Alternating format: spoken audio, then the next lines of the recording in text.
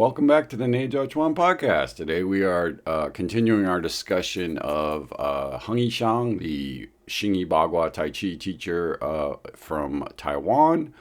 We focused a lot of this season around Hung and his teachers and his son's book. So now we're going to take a look at Bruce Frantzis' account of his training with Hung Yi Xiang from Power of Internal Martial Arts. Bruce's book, which came back out in, I think, 1998. So that kind of gives his perspective of it. And so we discussed some of that. And then this week in the Patreon, we continue our discussion of the White Cloud Temple in Beijing. First, we look at a little bit about the monks themselves and their sort of daily life. And then we examine a bit more of the Neijing Tu, which is a classic Taoist text that hangs in the temple itself. So hope you enjoy the episode. Thanks for listening. Thanks for supporting us. Take care of yourselves and be well. Today we return to the topic of the Xingyi and Bagua master Hung Yi Xiang of Taiwan. We spent the first few episodes this season talking about his life based on his son's book, Blurred Boundaries, and some of the adventure stories from that time period, particularly his meeting with BK Frantzis, who's a big part of the Blurred Boundaries book. So now we thought, well, why don't we take a look at it from BK Frantzis' point of view in his book, The Power of Internal Martial Arts, where he discusses his training with Hung Yi Xiang, because we kind of looked at it from the point of view of the Blurred Boundaries book. So now let's look at it from Power of Internal Martial Arts, which is, that one's been around for a while. We've mentioned it here before. 1998, yep. All right, so Hung Yi Xiang. Profile of an internal master. Hung Yi Xiang. Amazing subtle body movements. When I studied with the late Hung Yi Xiang, he was in his 50s. He spoke with a gravelly voice that sometimes conveyed gruffness, but in actuality, Hung was an intelligent, perceptive, well-educated, and articulate man. When you watched him do Bagua, his small movement precision was incredible. The potential for misreading Hung based on interpretation of voice tones raises an important point about Bagua people. I've met many over the years who practice Bagua for all sorts of animal, human, and spiritual reasons. Some have been saints, some have been sinners. The one thing in common about them was that they all tended to be people having exceptional innate intelligence, regardless of whether they had a formal education or not. Hung had been in a lot of fights. In Taiwan, it was very easy to find a fight if you were so inclined. In the early and middle part of this century, all over the world, men used to fight for the sheer joy of it. Such fights often took place in designated social places, such as bars. In Taipei, fights usually occurred near areas of prostitution. Very commonly, people were drinking in an underworld atmosphere, and probably more often than not, there were no hard feelings after a fight. Reputations were built, and rumors were spread. So-and-so had such and such technique. It was also common for criminals, military men, and law-abiding citizens to mix it up for fun, and for onlookers to make side bets on a fight, something that is also common today in saloons throughout the Western world. Hung was very well known, and his reputation led to many challenges. Those who challenged Hung suffered the consequences. He was a ferocious fighter who had the skill and the hard character that make many challengers regret their folly. So there's the introduction to Hung Yi Xiang. That's a nice... this is one synopsis. It does, dude. The writing's so... engaging, talking about his gravelly voice, and then making it hard to understand sometimes. So you have to be very careful how you interpret what he said, because he has this gravelly voice, but he's a really smart, intelligent person. So you have to be on your toes. Yeah, and I think that there is something to that don't judge a book by its cover kind of thing, because especially when it comes to martial arts, you really can't tell what somebody's got until you put your hands on them. Pretty much. Yeah. And, that's just sort of the way these things are. And the point about intelligence, I think, is true as well. You gain a certain internal sort of awareness, which leads to kind of an external, seeing things in a little bit of a different light, I think, and so martial artists tend to have, it's not what we would call book smarts necessarily, but, they're just something that comes from doing that kind of training for your whole life. Well, also maybe it's certain people are attracted to the intellectual side of Tai Chi and Bagua. So the average person may not be interested in that part of it, so they don't find their way to these ones that have those internal training part of it that intrigues you. If that doesn't intrigue you, there's a lot of martial arts that don't deal with it, so you go that direction. Well, it's one of the nice things about, I think, the internal martial arts is they kind of have a place for different,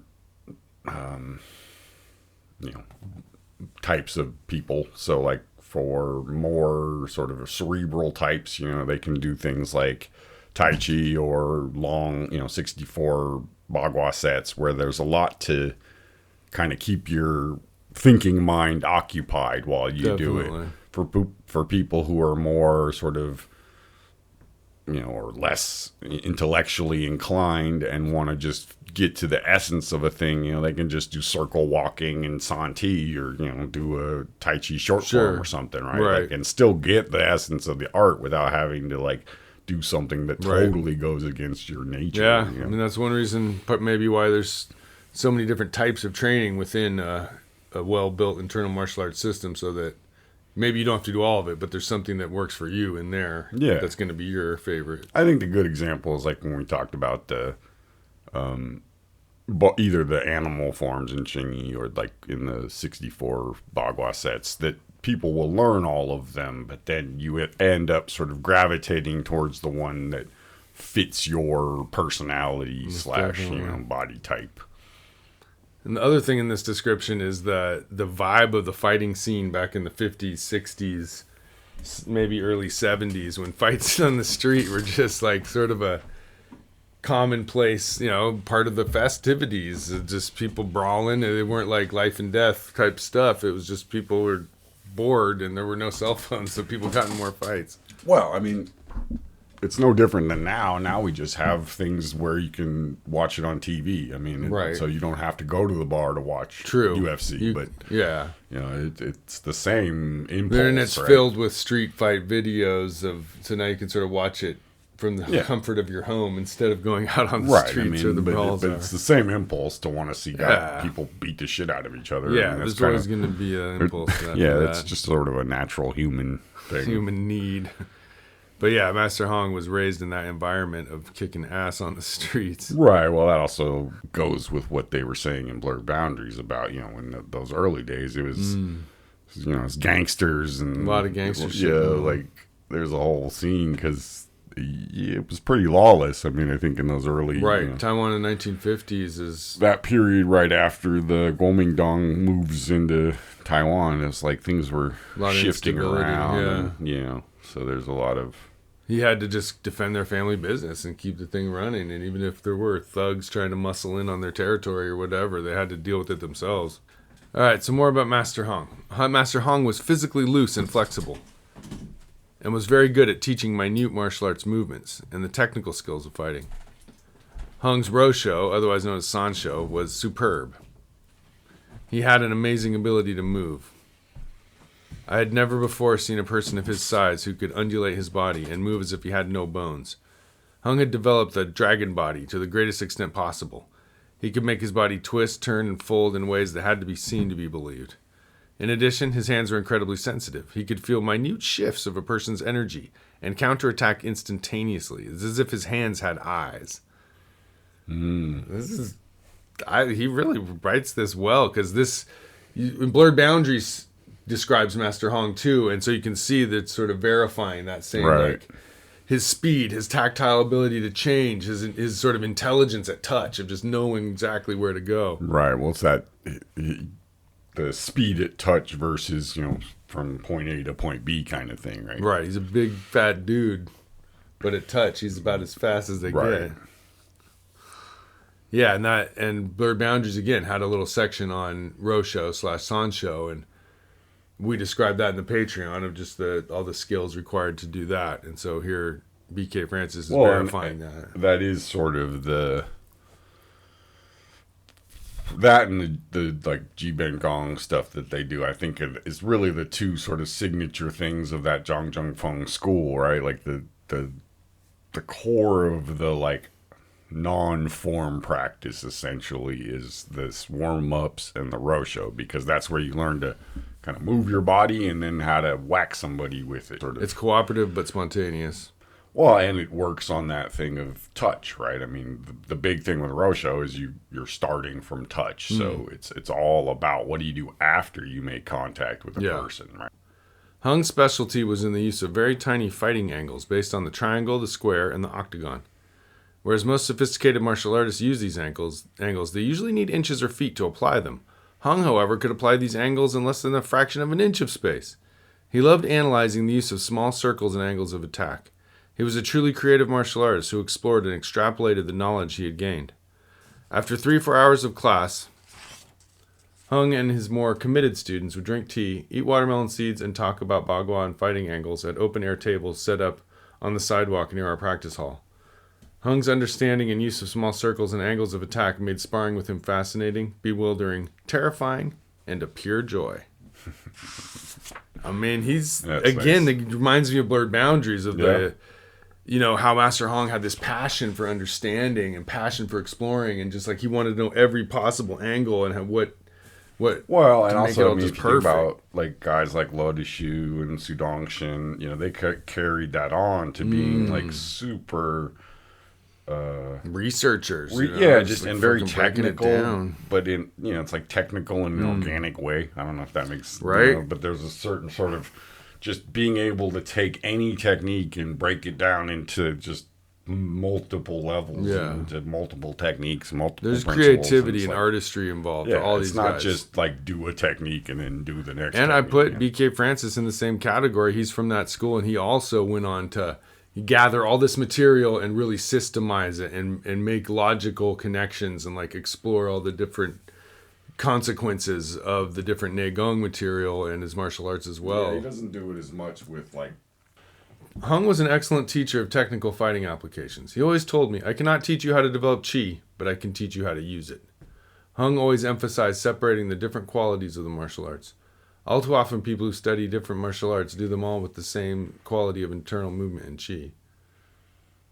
Hung would constantly reinforce the thought that Xingyi, Bagua, and Tai Chi were very different.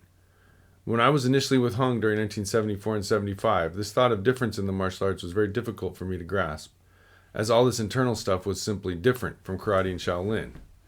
Internal to me at the intermediate stage of learning Xingyi and Bagua meant soft.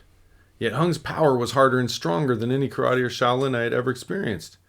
He was soft, and yet not as soft as Tai Chi masters I had met and studied with.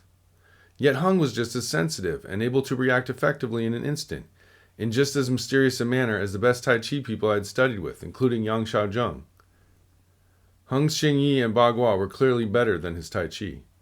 The Tai Chi style he practiced by both Wang Shujin and Hung Yi Xiang was a Tai Chi Xingyi Bagua combination style developed by Chen Panling, which also combined the essential elements of the Yang, Wu, and Chen styles of Tai Chi Chuan. So there's that sort of connection between Master Hung, Wang Shujin, and Chen Panling, who we've been talking about for the last few episodes. Yeah, they all do the same Tai Chi I think style. Bruce did more Wang's Chen Panling and less of Hung's, but right. But he researched with all three of those groups for sure, trying to figure out the Chen Panling.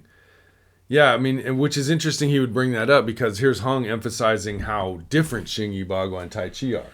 Yet the Tai Chi style he does incorporates elements of Xingyi and Bagua in it.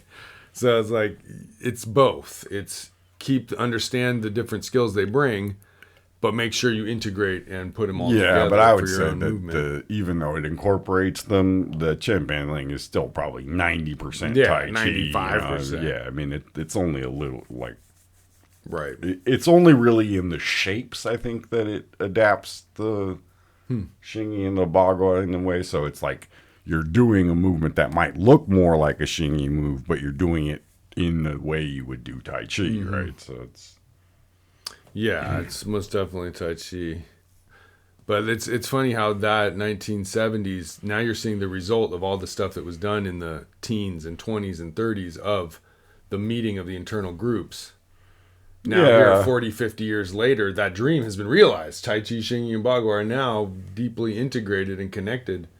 And well, I think it's kind of a second wave, right? Because that happened in the 20s and 30s too. And so this is another wave of that same movement of let's keep researching these and trying to draw the most out of them instead of just sort of splitting off into different sections of our own. Let's keep that relationship between the three internal martial arts inspiring each other, because it seems to have helped them, all three of them, survive kind of alongside each other as sort of like, I don't know, they help each other survive a little bit somehow. Well, yeah, I mean, I think on the one hand, it's just that you can offer more things to your students. But the same type of people kind of like those principles that all three of them have, so that way it draws the right people who want to learn this shit. That way you can basically, you can have an old lady Tai Chi class, you can have a young dude Tai Chi class, you can have a Hsiang Yi class, and you can incorporate more stuff into your system, which is always draw different audiences. Always nice, because you can get more people in your classes. But the other side of it is it makes it so that people can progress. They can start as a young dude doing the harder stuff, and then move more towards the more internal martial arts, and then if they keep going, they can get to the more meditative type soft stuff. And I think that's like a really nice thing to give people, is just that, like, that way they don't have to keep looking for different places to find what they need. Well, one of the things I like here is that he's talking about 1974 and 75, and when we were reading the Blurred Boundaries book, that's being described from another point of view of what was happening in Taiwan in 74 and 75. And Kumar here is saying stuff like, he was mystified. He was like, Master Hung is as soft as the softest guy, but he's also as harder than any Shaolin I've ever experienced, And so like he's grappling with, and you can see in Blurred Boundaries, they keep complaining, this guy Kumar is asking too many questions. He's constantly, being annoying about everything and complaining and stuff. And I think he was you trying can see the confusion here. He's trying to figure out what internal martial arts really were about. And I think coming from a super hard background, it was a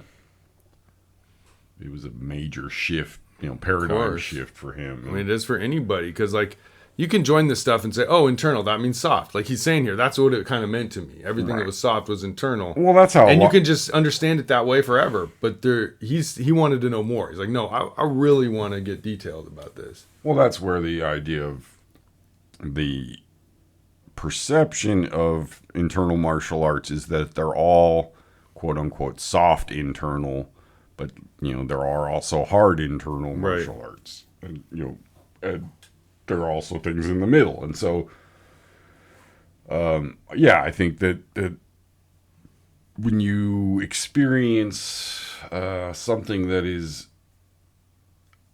subtle but not soft, it's kind of scary. That is a weird It has combo. a different. I mean, that's sort of what the Bagua thing of it has every bit of the ability to be soft as Tai Chi, but it doesn't do it as much. It's like it saves it for certain situations in a sense. It's not a primary strategy the way it is a Tai Chi. Maybe. Yeah, and it's sort of that, or you might do it for a split second, but it's not going to be the whole technique. Your main focus, Yeah, and so there's this, it kind of messes with people's expectation, I think, in a way that especially like that's what Rosho, I think, does, at least in the beginning, because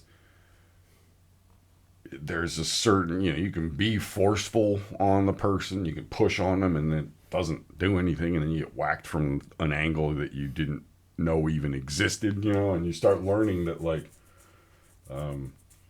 relaxed doesn't mean collapsed, doesn't mean weak. Yeah. That somebody can be relaxed and knock you the fuck out, like that kind of revelation. I mean, it's less, now I think it's people are kind of more hip to the idea that, having loose hips will let you punch harder and things like that, or relaxing your arm as you punch will. But back then it was, pretty much unheard of in the West, right? Like, it's still hard to understand when you first get into it. Yeah, and I mean, Bruce at this point had probably been doing hard martial arts for 20 some odd years, and he's talked about, I think he talks about it in one of the books, about just the the struggle and then the decision to give up the external stuff. And Yeah, he kind of had to completely switch his mentality to do it this other way. And you can see in Blurred Boundaries, he's struggling with that. He's trying to figure it out, because if it doesn't work to win sparring matches, then why am I doing it? well, this is probably about, I don't know, 5-10 years before he made the 5 years before he made the decision to give up. So he's still doing.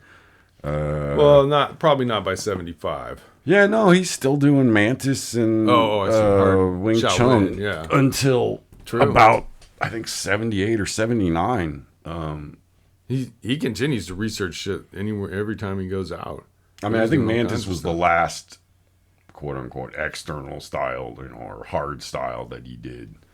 And they gave, that was with to seriously study it. Yeah, and that was in the 80s, right? Right. So early Yeah, 80s. he kept digging into stuff, no doubt a doubt. Oh, so speaking of his research, so it said the author BK Frantzis also practiced and researched the Chen Panling Tai Chi Chuan form, which is comprised of 9 distinct levels of achievement. This research began in Tokyo in 1968 with Wang Shujin's student Hung Yi Xiang, and continued through 1987 with Wang, Hung Yi Xiang, and Huang Yi, and other students of Chen Panling in Taichung, Taiwan, as well as with his teachers in mainland China. To complete this research and comprehend the depths of this style, inspired by an in-depth study of the Chen village form of Tai Chi, which the author conducted with Feng Zhixiang in Beijing. Basically, it goes on, but basically he says here that BK Frantzis really got into the Chen Panling form, and he mentions this 9 levels of achievement. I've never.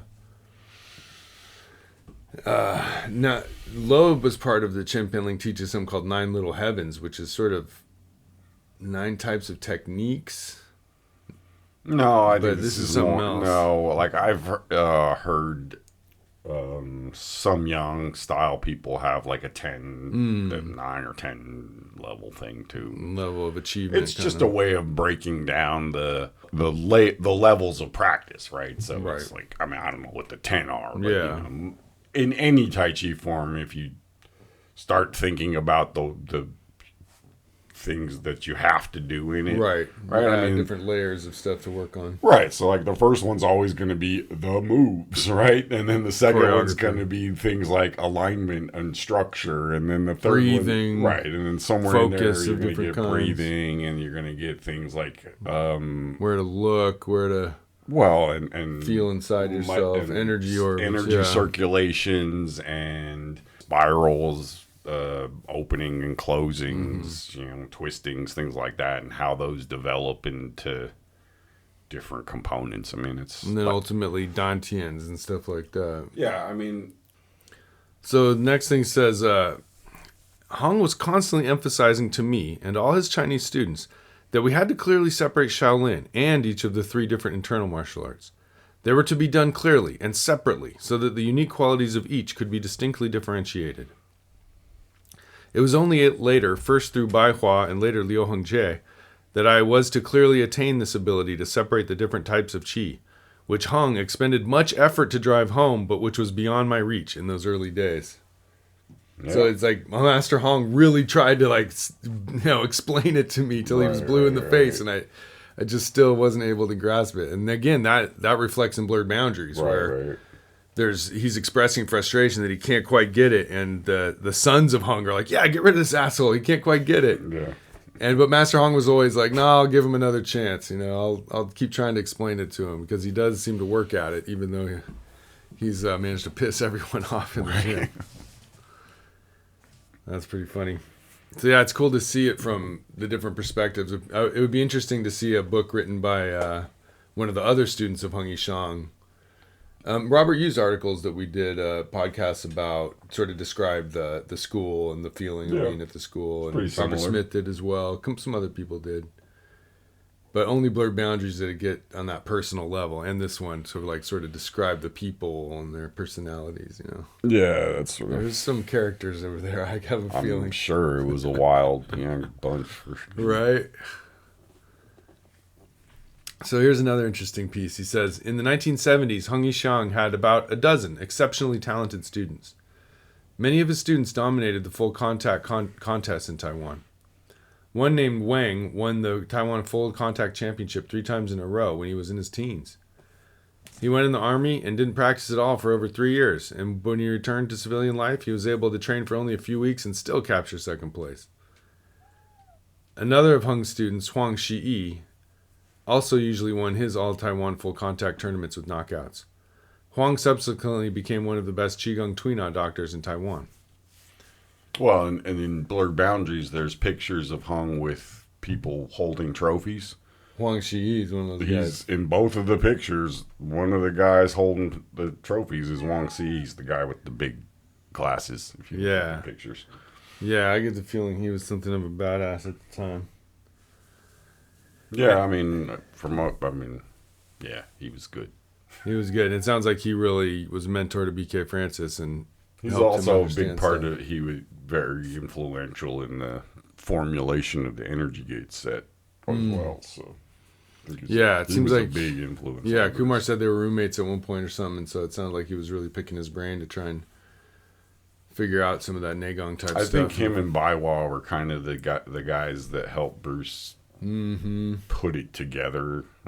So that older brother type of guy who's like explain what the teacher was really talking about. Yeah, you need someone to kind of translate, in a sense. And, you can hear it all, but you need to hear it again. In his case, literally translate. Right. But yeah, I also think that's another difference is that in 74, 75, Bruce barely spoke Chinese. You know, he was mostly speaking Japanese. True, huh? And I think that he had a translator when he came to Hung School. Right. That by, the early 80s or whatever, he was much more fluent. And so when he went to the mainland, he was able to get a little more out, understand some of the more finer points because he didn't have quite as much of a language barrier there. Yeah. I do think that's a huge... I think he says he spoke Japanese with Master Hung quite a bit, I think. Right. That was their main... And I think with Wang, didn't Marnik say that with Wang Shijing, mostly it was through Wang's housekeeper or something because she spoke Japanese or something. I don't know. Okay, exactly, I remember something about like that. Yeah. That there was a... Yeah. That was his main way in with them. He had less of an understanding of Chinese language at that point. So I think a lot of the training was done through physical contact and sort of gruffly grabbing you and yanking on your elbow or something and yelling something at you in a language you barely understand. So that's hard to... It's hard to get the details in that. It's hard enough when you can communicate. Yeah, it's almost impossible even if you understand the language. So the third guy he mentions is Lo De Shu. The youngest student was Lo De Shu, known for his heel kick to the solar plexus. Over time, Lo researched and became highly skilled at Hung's complete post-birth Bagua system. And we had a number of episodes of Lo De Shu talking about Yizong Bagua and the research he did there. Yeah, those guys definitely have an interesting... history. So I like that. Every crevice could be a pivot point to shift and change, and if you're getting stuck in one place, you let go of some internal alignment could reposition you without having to move very far. Yeah, I think that my impression is that what Bruce kind of did was, he learned the internal power stuff from Wang Shijing, and then Hung Yi Xiang kind of showed him how to do the applications of, the martial application of that stuff. And then later, Liu Hongjie showed him how to do the meditation part of that stuff, but that there was this sort of, whenever Bruce does applications, it always looks like very similar to the Tang Shu Dao, school of martial arts. Like, he still does Hung's applications. Hell yeah. Those are kind of his go-to, Absolutely. That's where he learned to scrap with internal martial arts, I think. Most definitely. Your early teachers are the ones that set that template for you, and so... I think with Wang, it was more push hands and, that sort of stuff where they didn't really get to hit each other much. Yeah, Hung Yi Xiang school I get is more like technique based, and Master Wang sounded more push hands and setup based like that. But you need both, so it's nice to have that different teachers to help you through each one. Yeah, I think definitely there was like I said, there was a progression through what the different teachers had or not had, but emphasized in terms of their teaching, and so it worked out well for him in terms of the development of his own practice, but also his system. I think kind of mirrors that, where you learn used to. Where you learn the Neigong first, then you learn the martial arts, and then you learn the meditation. You just kind of drop the martial arts, but Blurred Boundaries doesn't really give you the perspective of that was the beginning of his training, not the end. They sort of make it sound like that was it, and then he just kind of gave up and went away. And right? Like, no, he kept at it for another decade or so before he started teaching, and so there was a lot of development of the system. Yeah, and here he explains how he verifies shit. It was confusing. This guy was trying to get through to me, man, and I was just a young guy, so I was doing my best to absorb it in the short time I had. He was only like 30. I think he's younger than that. 25, 30. 1974. He's 30 in 79, so he's 25. Yeah, so he's a guy in his 20s. We were there once upon a time. That's when I showed up at his school, and I couldn't fucking understand anything he was talking about. But over time, some of the stuff makes sense. And yeah. All right, man. All right. Check you soon. Yep. Take it easy. Hey, folks. Thanks for listening. Hope you enjoyed the episode. There will be an image for the Neijing 2 up on the Instagram as well as the Patreon. Thanks for listening. Thanks for supporting us. Take care of yourselves and be well.